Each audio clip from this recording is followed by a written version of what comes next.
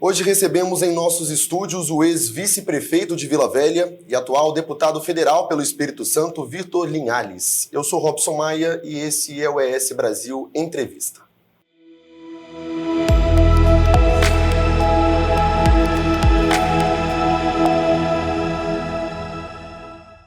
Deputado, primeiramente, muito obrigado por topar essa entrevista conosco. Os estúdios da ES Brasil estão sempre abertos para o senhor. Queria primeiro agradecer, Robson, a oportunidade de estar aqui debatendo, conversando. Sempre muito bom a gente falar de política, gente que vive política 24 horas. E sempre é interessante, num ano eleitoral, a gente trazer alguns temas, esclarecer algumas perguntas. Então a gente está muito feliz, queria agradecer a todos os telespectadores, internautas. A gente está à sua disposição para esclarecer e responder qualquer pergunta. Perfeito, deputado. Eu gostaria de começar abordando em relação a esse trabalho em Brasília, né? Há mais de um ano o senhor está atuando como deputado federal. Queria saber como foi essa mudança do Executivo de Vila Velha para o Legislativo Federal. É uma alegria hoje estar representando o Estado do Espírito Santo como deputado federal. Tive a oportunidade anteriormente de ser vice-prefeito de Vila Velha, lá junto com o nosso prefeito Arnaldinho. São trabalhos distintos, né? Como vice-prefeito, eu colaborava muito nas questões que era relativa à gestão direta da cidade. Então, a entrega de serviço à população, à saúde, à educação, de forma direta, ombreando juntamente com o prefeito, né, que é Arnaldinho Borgo, e isso me deu uma capacidade de entender qual era a relevância que nós tínhamos de captar recurso, mas como ele deveria ser empregado na ponta e qual o impacto que ele gerava na vida das pessoas. Porque o Poder Executivo tem essa peculiaridade que o serviço é prestado de forma imediata, direta e diária. Diferente do Legislativo, onde a gente tem um campo mais de debate. Obviamente que a gente tem uma captação de recurso muito forte, eu pelo menos volto meu mandato muito a isso, e isso faz essa diferença entre captar, trazer para os municípios, e o prefeito ali, com a capacidade de gestão municipal, fazer aquele recurso virar de fato benefício para a população. Porque recurso por recurso não faz diferença. Se aquilo não se converter em realidade, numa UPA, numa unidade de saúde, numa escola, no custeio de um PA, aí a população começa a ter esse sentimento de ganho, né, de retorno do imposto que paga, de tudo que a gente tem de arrecadação do Estado para com a União. Perfeito. Deputado, a gente sabe que hoje o Brasil também passa por um momento de polarização muito grande, né? As pessoas estão divididas em relação a esse conflito eterno entre direita e esquerda política. O senhor atuava com o Arnaldinho Borgo, prefeito de Vila Velha, que é muito alinhado ao governador Renato Casagrande. Gostaria de saber primeiro em relação à sua posição hoje em Brasília, como é que o senhor se vê posicionado dentro dessa política? A minha posição é o Brasil, minha posição é o Espírito Santo.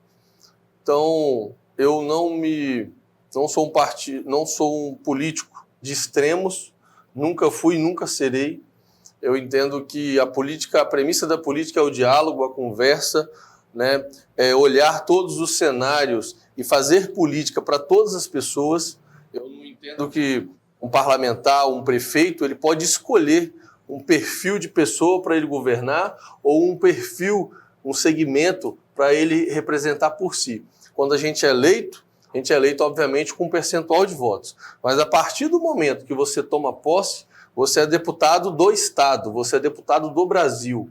E a minha visão quanto a isso é sempre voltada num aspecto que a gente englobe as pessoas de forma máxima e não de forma exclusiva. Então, eu evito me rotular de esquerda, de direita. Eu sempre falo que os meus posicionamentos são voltados à população. Cada projeto de lei que passa, para mim tomar minha decisão, eu penso o que a população vai ter de ganho, o que ela vai ter de prejuízo, e assim eu tomo minha decisão conforme aquela pauta, aquele tema, né? Não tenho um sentimento que o Brasil precisa de transformar o campo político em Vasco e Flamengo, né? Ou Fla-Flu, Isso eu acho que só traz prejuízo para a população. Quem mais sofre no final é a população. Então, assim, eu pauto meu mandato sobre uma questão de equilíbrio e voltando sempre o que é importante é o que lá na ponta vai gerar. Esse voto que eu estou dando, esse projeto de lei que eu estou executando, ou que eu estou relatando, que eu sou autor, o que de fato vai desaguar lá na população, na ponta da corda, o que isso gera. E eu respeito cada posição de todos os atores, né, políticos do Brasil, mas se as pessoas tivessem essa posição de forma máxima, a gente teria mais construção e menos briga. Porque quando um político briga, quando dois políticos brigam, você pode ter certeza, quem vai perder no final é a população. O recurso não chega, a obra não é feita, o serviço público não é entregue e a população continua a ver navios. Então, assim, eu pauto muito o meu mandato de resultado. Não sou uma pessoa de retórica, não sou uma pessoa de ficar o tempo todo em microfone, em rede social, massacrando um, elogiando o outro ou vice-versa. Tenho pautas definidas que visam, no final delas, entrega pública de qualidade e com eficácia para a população, que é o que faz sentido para mim. Só faz sentido ser político se essa engrenagem funcionar. Bom, para alguns analistas políticos aqui do nosso estado, a bancada federal teve uma atuação tímida em 2023, no primeiro ano dessa nova legislatura. Queria saber se o senhor concorda com essa visão e também como que o senhor avalia o trabalho dos deputados que hoje representam o Espírito Santo lá em Brasília. Eu avalio que essa afirmação, eu acho que ela é equivocada, porque a bancada federal hoje ela é muito respeitada. Quando eu cheguei à bancada, ela já era muito respeitada. Eu concordo também que Brasília e Estado há um distanciamento local, né, territorial e também de informações. Às vezes, poucos veículos cobrem o que a bancada federal está executando, entregando, fazendo em Brasília. E às vezes falta um pouco de informação na ponta para que a gente consiga entender todo esse trabalho. Mas o fato é, quando eu me deparei com a bancada estadual, né, do Estado do Espírito Santo, a bancada federal do Espírito Santo, eu percebia que ela era extremamente respeitada das bancadas de todos os estados. E a nossa bancada é uma bancada pequena, uma bancada de 10 deputados federais e 3 senadores. Comparado a Rio, comparado a Minas, comparado a São Paulo, que são, né, um volume de deputados e senadores, deputados maiores, senadores é a mesma quantidade. Mas ela tem uma característica que fez ela ficar forte e concisa, é a união. A bancada sempre, quando vai tratar temas que são de relevância para o Estado, independente da posição ideológica de cada ator ali, de cada deputado ou de cada senador, há sempre uma união em prol do Espírito Santo. Isso é muito forte e isso reverbera para fora da bancada. As bancadas dos outros estados nos usam como exemplo de união em prol Estado. Não estou falando de união ideológica, não estou falando de união partidária, não estou falando disso. Estou falando em quando nós temos uma obra ou um serviço público para ser concluído ou feito, por exemplo, a rodovia do contorno, né, do Mestre Álvaro. É uma rodovia que foi integralmente custeada pela bancada, integralmente. Uma rodovia que foi investido ali 500 milhões de reais pela bancada. Ali teve deputados que aportaram recurso, e não foi um ou dois, foram todos, independente da sua sigla partidária, independente das suas bandeiras, porque era uma obra de suma importância para o Estado do Espírito Santo. Então, hoje, o que eu percebo é que a bancada continua muito unida em prol do Espírito Santo. Obviamente, a gente respeita as divergências, a gente respeita as posições de cada tema, isso é natural e é da política. Agora, o que nós não podemos, de maneira alguma, ter no Estado são deputados que foram eleitos de forma independente, mas que, quando se trata de Espírito Santo, têm posições diversas. E, graças a Deus, o que a gente percebe na bancada é uma união quando se trata de Estado do Espírito Santo. Sempre os polos ali, todos fazem uma mediação e a gente encontra um bom caminho para que o Espírito Santo continue avançando. Bom, passado a borracha, né, em relação aos temas que tangem aos deputados como um todo, gostaria de falar um pouco do mandato do senhor. O senhor atualmente é coordenador da Comissão de Constituição, Justiça e Cidadania da Câmara Federal. Queria que o senhor destacasse os trabalhos que o senhor tem desenvolvido justamente nessa comissão. Sim, hoje eu tenho a oportunidade, pelo segundo ano, né, consecutivo, ser coordenador da CCJ. A CCJ é a comissão mais importante da Câmara Federal, porque não é porque ela tem mais relevante ou menos, ou ela faz um serviço maior ou melhor, não é isso. É porque todos os projetos de leis que são tramitados dentro da casa, inicialmente eles começam nas comissões afins ao tema. Então, o projeto de saúde inicia pela comissão de saúde, o projeto do turismo inicia pela comissão de turismo. Depois de passado esses projetos nessas comissões, eles vão todos à CCJ. Então, é uma comissão que recebe todos os processos da Casa de Leis do Brasil. E ali a gente tem a oportunidade de coordenar, fazendo a pauta, né, do que vai ser pautado, do que não vai ser pautado. Hoje nós temos mais de 9 mil projetos de leis que chegaram à CCJ e precisam de ser pautados. Então, toda semana nós fazemos uma reunião de coordenadores e ali a gente define o que vai para a pauta e o que não vai. Em média, a gente consegue pautar 40, 50 projetos, né, por semana. Então, ver o volume que chega e o volume que sai. Por mais que a gente trabalhe, né, todos os dias que tem sessão, a gente só consegue ir até a hora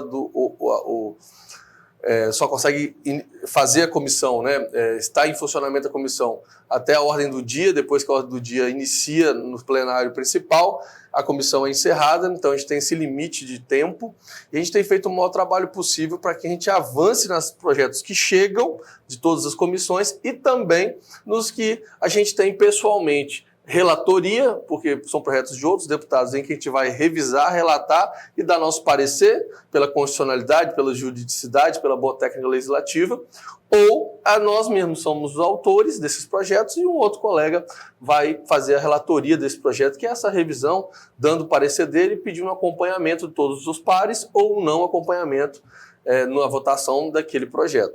Então, basicamente é isso. Nós fizemos alguns projetos muito relevantes.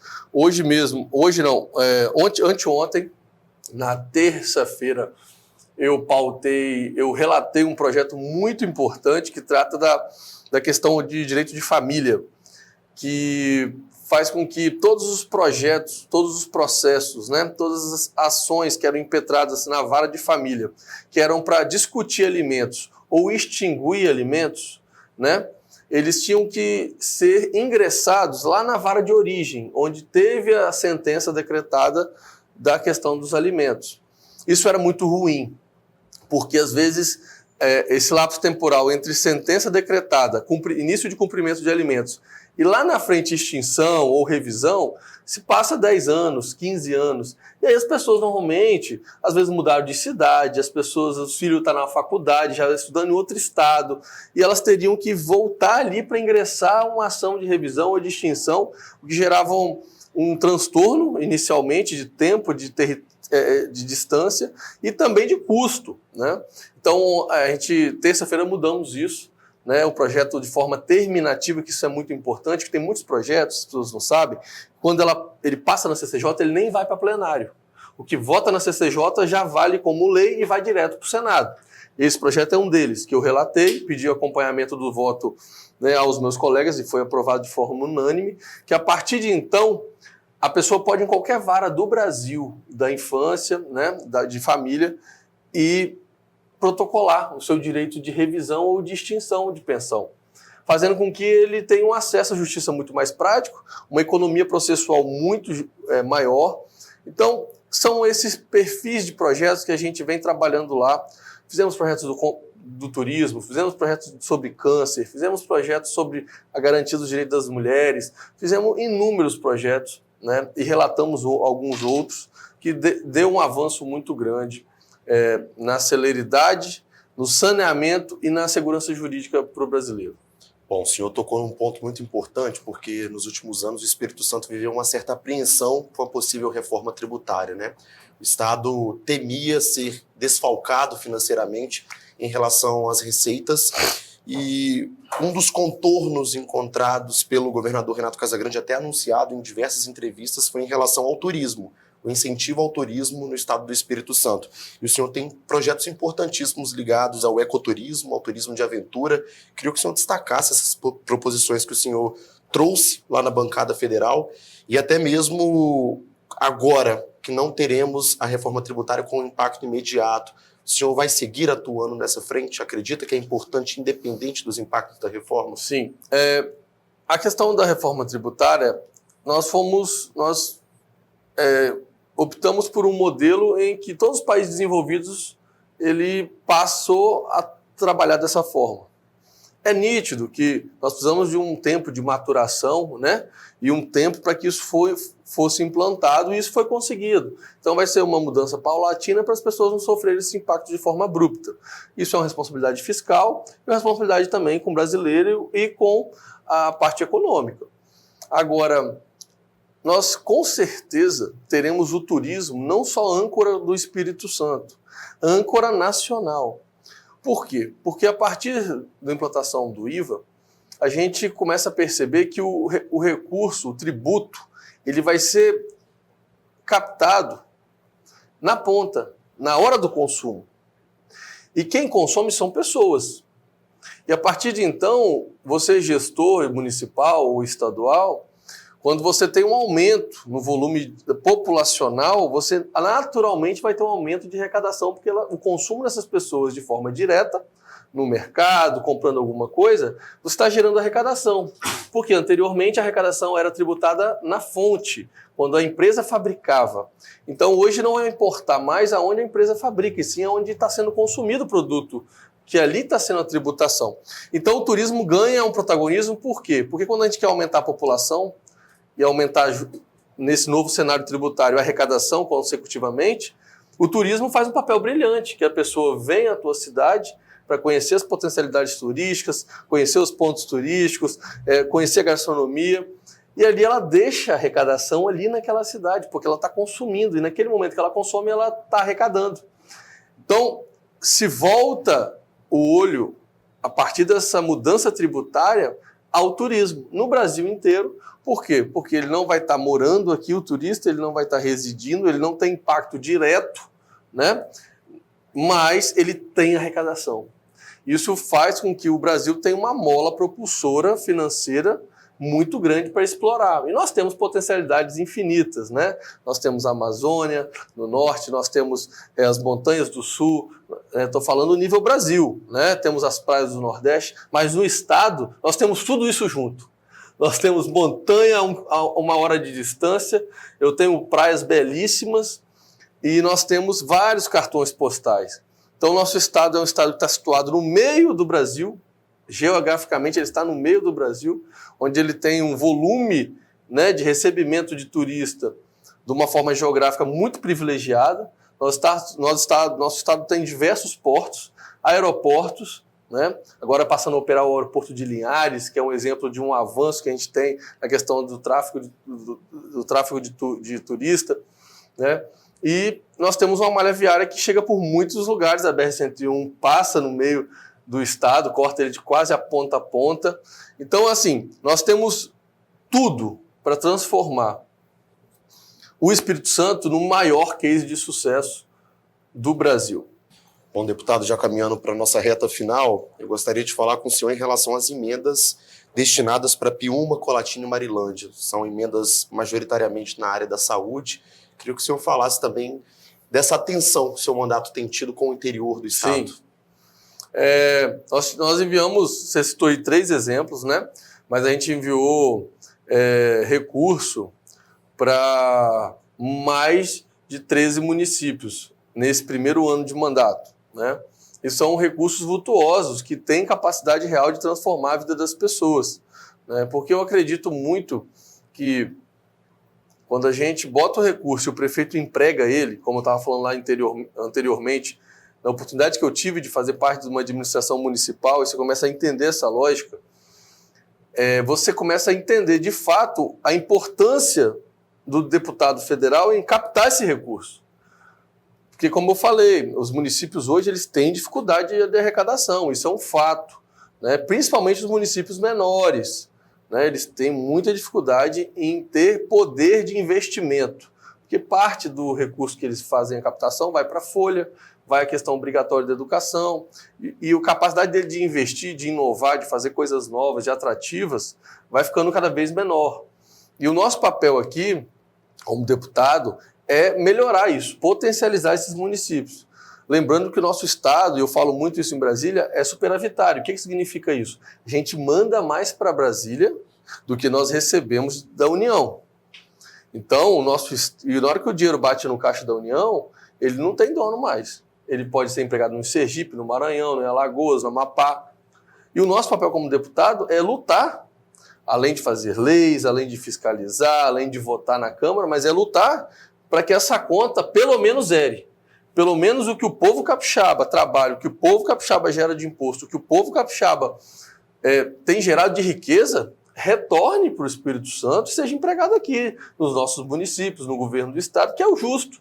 Então eu tenho essa fala muito incisiva lá. E é por isso que eu tento fazer a maior divisão possível e ajudar os municípios no sentido de levar recurso para que esse serviço público seja entregue de fato na ponta. A gente obviamente tenta na saúde, a gente tenta na educação, a gente tenta... Às vezes tem recurso disponível, às vezes não tem. O importante é chegar ao recurso. A gente colocou recurso para a saúde, colocamos recurso para o esporte, colocamos recurso na área de infraestrutura, né? Isso tudo nos IFES nós colocamos recurso, né? Então, assim, a gente começa a ter uma capilaridade e é muito importante esse trabalho. Se você olhar todo o recurso que a bancada capixaba, não estou falando só para o deputado Dr. Vitor, tá? Todo o recurso que a bancada capixaba coloca hoje, o fôlego que ela dá, trazendo esse recurso nacional, né, recurso da União, para dentro das prefeituras e para o governo do estado, você percebe que representa uma fatia significativa da capacidade de investimento. Porque é isso que as pessoas têm que entender. Aquele recurso todo que a prefeitura tem para ordenar, um percentual pequeno ele consegue fazer investimento, que ele está livre para você fazer uma nova creche, uma nova escola, pavimentar uma nova rua. E quando você vem com recurso extra, o recurso de fora, que não está dentro do orçamento, esse recurso integralmente vai ser todo usado para novo investimento. Isso dá um impacto gigantesco nos municípios. Então, assim, eu sou de fato incisivo na luta de captação de recursos. Então, assim, graças a Deus a gente tem tido um bom resultado.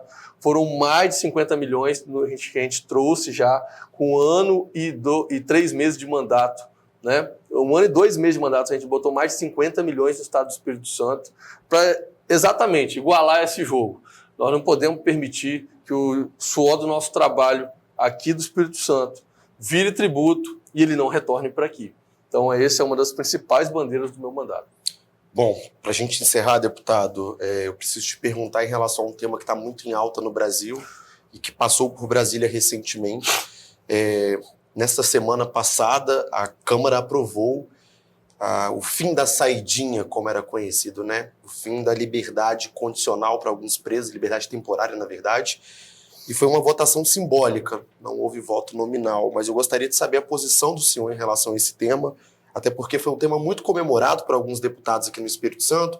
Alguns deputados também condenaram a condução como foi feita, que o tema estaria retrocedendo no Brasil. Eu gostaria de saber a posição do senhor, o que o senhor pensa em relação a isso e como que isso passou também pelo senhor na Câmara. Sim, eu penso que foi um ganho para o Brasil, eu penso que foi um avanço para o Brasil, tendo em vista que a gente todo dia que era período de saidinha, você abria o jornal em qualquer estado que fosse e havia ali diversos crimes ali sendo passados. Latrocínio, homicídio, estupro, por pessoas que ganharam esse benefício, né?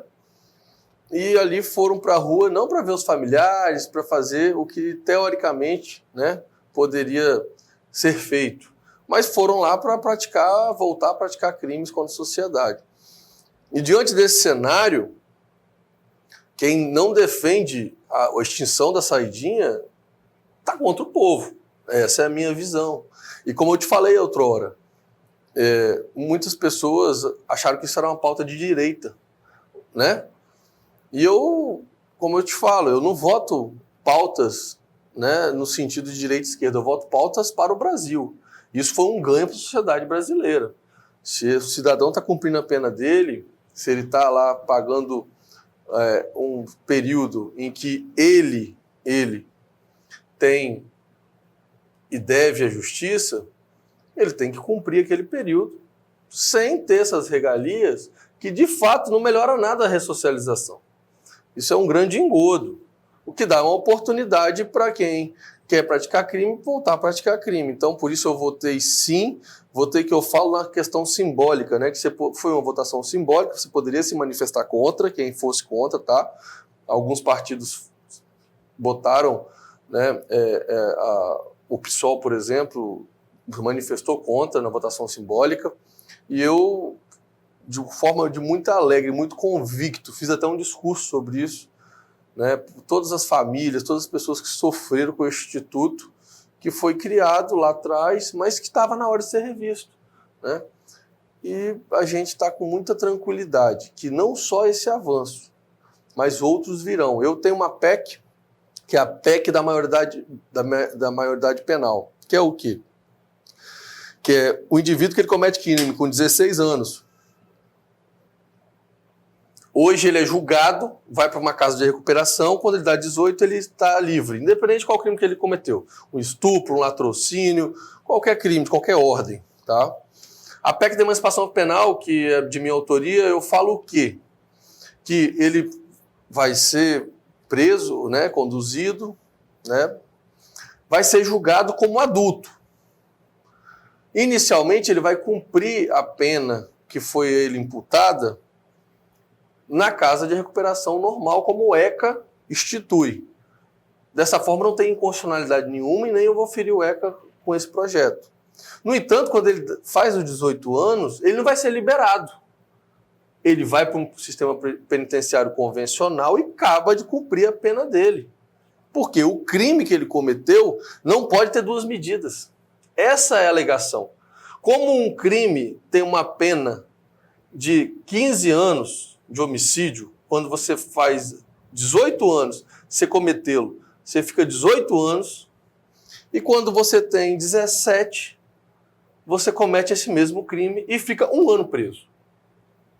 Essa discrepância só fomenta, né, a aliciação de menor para o tráfico, né, a aliciação das pessoas que não têm maioridade para fazer as coisas erradas, sendo massa de manobra.